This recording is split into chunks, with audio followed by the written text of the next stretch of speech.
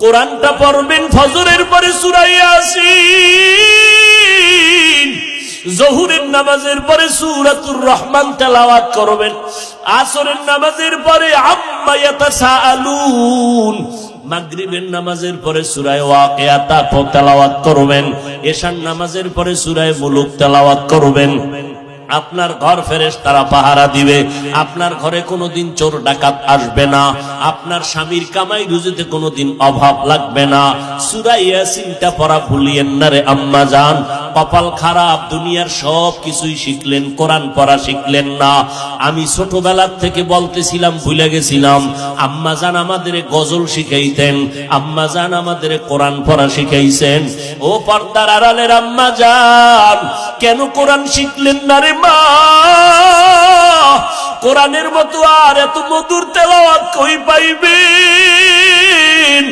ও পর্দার আড়ালের আম্মা জান, ওই আম্মা জান আয়েশার মতো আপনারাও নারী। নবী বলেন, আয়েশা আমি কান্না করার কারণ হাসরের ময়দানের কঠিন কথা আমার মনে পড়ে গেল। আম্মা জান আয়েশা বলেন, কেমন কঠিন? নবী বলতেছেন, আয়েশা এই জমিনটা হবে কিয়ামতের মাঠ, হাসরের ময়দানে সমস্ত নারী পুরুষ উলঙ্গ আল্লাহর আদালতে দাঁড়াবে। আল্লাহ পাক গরম মেজাজ নিয়ে কুদরতের আওয়াজ দিয়া বলবেন, লিমানিল মুলকুল ইয়াউম। আল্লাহ পাকের কুদরতের রাগান্বিত বড় আওয়াজে হাসরের ময়দানটা কেঁপে উঠবে। অপরদিকে সূর্যের গরম, আল্লাহ বলবে সূর্য যত তাপ আছে জমিনে ছেড়ে দাও। অন্যদিকে জাহান্নামের আওয়াজ, জাহান্নামের আওয়াজে হাসরের মাঠ থরথর করে কেঁপে উঠবে। নবীজি বলেন, ও আয়েশা নবীদের কোনো গুনাহ নাই, সেই নবীরা পর্যন্ত কান্না শুরু করবেন, হাউমাউ করে কাঁদবেন আর বলবেন, উম্মতের কথা সব নবীরা ভুলিয়া কাঁদবেন, আল্লাহ আমাকে বাঁচাও। আদম নবী কান্না শুরু করবেন, আল্লাহ আমারে বাঁচাও। মুসা নবী কান্না করবেন আর বলবেন, আল্লাহ আমারে বাঁচাও। সূর্যের গরম সহ্য করা যায় না, জাহান্নামের আওয়াজ কানের মধ্যে নেওয়া যায় না।